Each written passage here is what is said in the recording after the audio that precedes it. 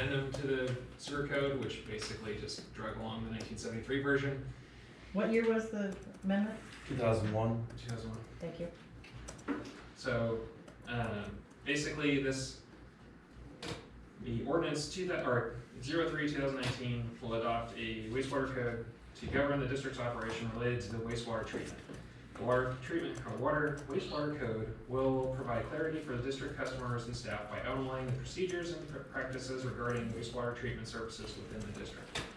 Additionally, the wastewater code will enable the district to comply with the administrative provisions of the Clean Water Regulations, water quality requirements set by Regional Water Quality Control Board, and the applicable effluent limitations, national standards and performance, pre-treatment of effluent standards, and any other discharge criteria that are required or authorized by state or federal law.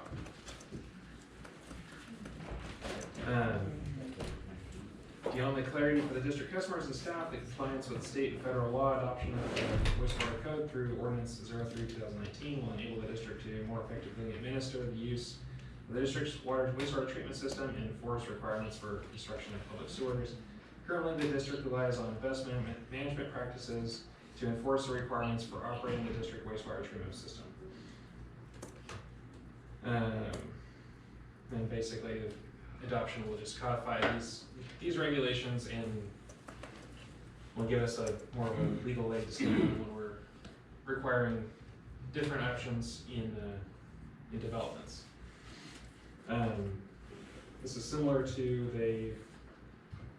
the water code, where it's basically what we're doing currently, but puts it all in a updated code that will allow us to follow all the state and federal laws. If you have any questions or any corrections, be happy to hear them. You looking, Jim? There are sections that say hold, that are essentially empty. What are we doing with Which ones are you referring to? that? I'm trying to think of Section 5 is reserved. states reserved, any text there. Sections that are stated as reserved are for future. Basically, it's just a blank placeholder in order to add an additional section if we pursue a different avenue. What would the section be related to? Well, there's discussion about a recycled water code, because that is potentially where we're going with the treatment plant. So that may be installed in this in the future, or it may be a separate code, and that would be, most reasonable example at this point. Section 7 as well. It would be brought back to be amended though, yes. Yeah, it would, whatever goes in there would have to be brought back. It would be adopted like you're adopting this right now. It would just be an added section. I did have a question on page 55, section 8.3.7. 3.7. Highest priority sewer service for low-income housing. Is that mandated that we're stipulating that? Or Is it a state mandate, or is it? county, state, federal, anybody? I don't think that it's a state mandate. It's parts of this code were borrowed from several different places, and that was common amongst the different places, so it was brought over. We don't currently have a requirement to mandate low-income housing. Where would they borrow from? A good portion of it was borrowed from Templeton, some of it was borrowed from the county, Okay. and some of it was from Pastoral. Hey Kelly, I do think that this state code, this is only for new development, though. If the new development has a affordable housing component, they give the affordable housing preference. Yes, that's correct. Say that one more time. So this applies to new development. So if Give them priority. So if we had two developments, one being low-income self-help housing type development, or if we had a high-end or multi-million-dollar housing development, the low-income housing would have priority in this code over the high-end development. Priority from a standpoint of volume. For volume, so say we were nearing our capacity, we only had capacity for 10 houses, then in this code, the 10 houses would go to to low-income housing before they would go to the. Okay. But there's also provision in here that you can, if one of them fails to meet their obligations, then they would put aside basically. Okay. The thought process, Director, is that the higher income folks would be able to pay for, the plant to be expanded to create the additional capacity. So that you want to give the folks that couldn't or might be too quick. At least that's the state's thought process. Okay. Any other questions, comments? I actually have a few. My first comment is thank you, staff and Mr. Dodds for bringing this forward. I've been asking for this for a while, and I know you guys have been very busy, and it's nice to bring something out of the 20th century into the modern times. I'm trying to find the section, and I forget which section it is, but most of my comments are around laterals. So, the way how the lateral policy is in this ordinance, if a person's lateral fails and the lateral runs underneath the middle of the road, we're expecting that person to pay for digging up the road and putting in a brand new lateral. Yes. And how do we expect a person who's making $40,000 a year to pay for a $40,000 lateral? Well, it most likely would not be $40,000. Okay, maybe more like Maybe like $4,000 or $5,000. Okay. Well, currently the practice is that the homeowners, and in our current ordinances, that the homeowner is responsible to the Y, including the Y only. If the district were to take responsibility for all laterals to the property lines, that would open the district up to quite a bit of obligation and liability. But, it's something the district could do, I suppose. I'm not suggesting have the district be open up to more liability. I'm suggesting work with people who are gonna have to dig up the streets. Because some of those older homes that were built in the 40s, those laterals are gonna fail at some point, if they haven't already. Yeah, I can think of a perfect example that you're aware of in the alley, 15th. We have Where probably a the- dozen where- examples right now. Right, where the actual problem's coming probably from our line to theirs. It's not our nuisance that's creating it. Yeah, in that particular case, I don't believe that is the case. Because we would be experiencing other problems. Okay. There's not enough flow in that line for us not to be experiencing problems. But, meaning me, There's multiple of you? depending on the night of the week, there is multiples of me, all in my head. But, I work with anybody that comes in here and has an issue. We investigate everything within the scope of the district. Sometimes a little further than we probably should have. But we try to work with everybody. We understand, rich people, poor people, we all have problems. Just because you make a lot of money doesn't mean you have a lot of money. And if you don't make a lot of money, maybe you have a lot of money for some reason. I don't know. But it's not my place to say. But like I said, we work with everybody. We have, in John's example, that homeowner has been working with us. They're trying to work with their neighbors to try to resolve the issue because that's a bigger problem than just having a lateral in the street. We have another instance on Verde where we replaced the main. So the issue is not our main, and they're still having problems. So the issue is their lateral. In that particular instance, they were offered to have the lateral replaced when we replaced the main at their cost by the contractor, and they refused. So, you can help people all day long. It doesn't mean that they're going to accept the help. If the district so wishes to take over laterals, then we can write that into the code. But that is a huge liability and would be a huge cost to the district. I think if there's like a way for just helping with the, not taking it over, but what's the word? Some people may not be able to afford a $5,000 contractor all at once. That's just the point where I'm looking at. So it's my understanding that if the district hires a contractor to fix anything on it that is privately owned, then we retain the liability for that. Right. For that repair. The other conflict with that is my understanding also is under state contracting law, with the DIR, Mhm. anything we pay for has to be prevailing wage.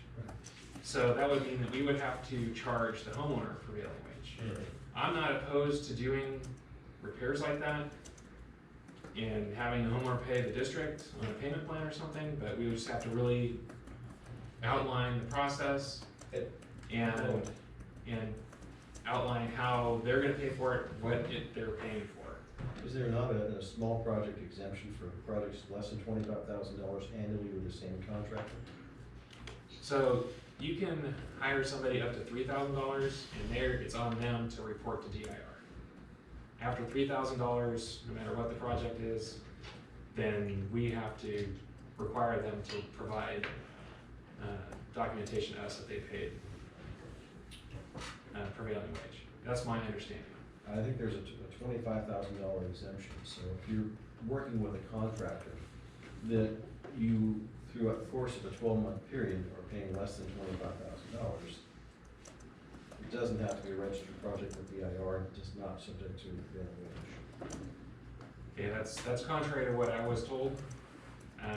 I could definitely look into it, but basically what I was told and the little bit of research that I dug into it after I was told this was that the DIR wanted all contractors to be registered with the state, and if you're doing any public agency work, if it was over $3,000, it was mandatorily reported, and we had to enforce them reporting it. If it was less than $3,000, they still had to report that they paid prevailing wage, but they didn't have to give it to us. And if it was a project or projects that added up to $25,000, it had to be a reported project, an actual project that was reported to DIR with the DIR number. Registered. Yeah.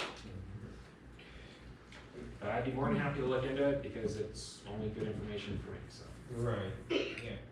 I mean, I don't know what the board thinks about a very limited scope payment plan for specific individuals that have lateral issues. I don't know. I'm still confused. I always thought the sewer lines were the responsibility of the homeowner from the property line. They are, It's to the main in the street, all the way to the main line, John.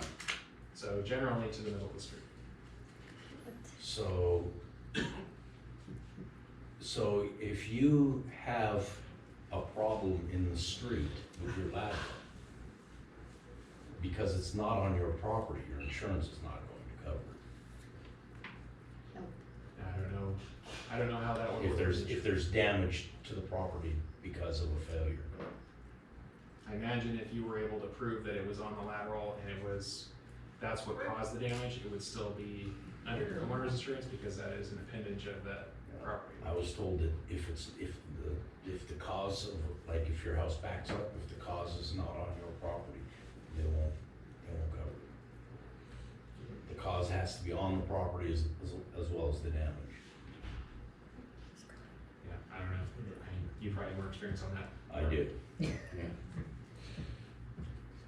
So, Maybe we could look into it further on what, without. Well, no, I mean, if that's the way it's done, if your lateral is your lateral all the way to the connection, then that's the way it is. yeah, and that's my understanding how it is in other cities and agencies, is that's pretty much their responsibility back to the main. Let's go to public comment. Is there public comment? Yeah, I know a little bit about sewer lines and everything. The homeowner is responsible for his lateral all the way to the main. All right, we just established. Yeah, I know, okay. But like Calvin was said, that's like, if, socialism. Okay, my neighbor's lateral breaks down and the CSD fixes it. I'm paying for it, and that's, That's a valid point. Mhm. and I, like I said, I mean, we're paying for that main line to run our laterals into it, and we're responsible for the lateral. Mhm.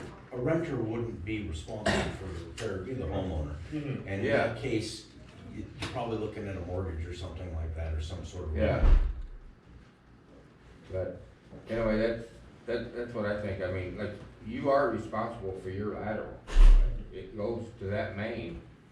I mean, and we pay, well, we pay her sewer bill that just got tripled.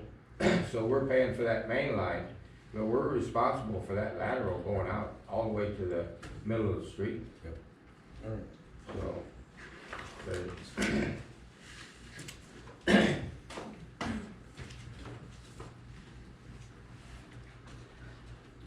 Madam Beckman, I had a little time to skim this article, which is very extensive, but, I noticed it said the first reading of this.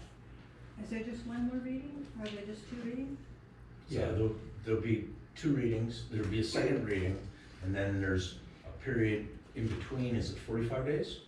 No, it's, so there's this reading, and then 30 days from now, there'll be a second reading, and then you can approve or not approve the ordinance. And the ordinance is available to the public Right, okay. for that period of time. And I think, and you might double check, Kelly, I think the ordinance as it's, the document you have to sign to approve, I think it says water code instead of wastewater code.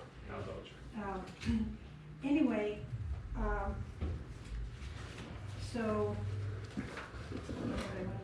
okay, so this is the first reading, and the hearing is August 22nd, the second hearing, is that right, or is that something else? Second Yes. reading.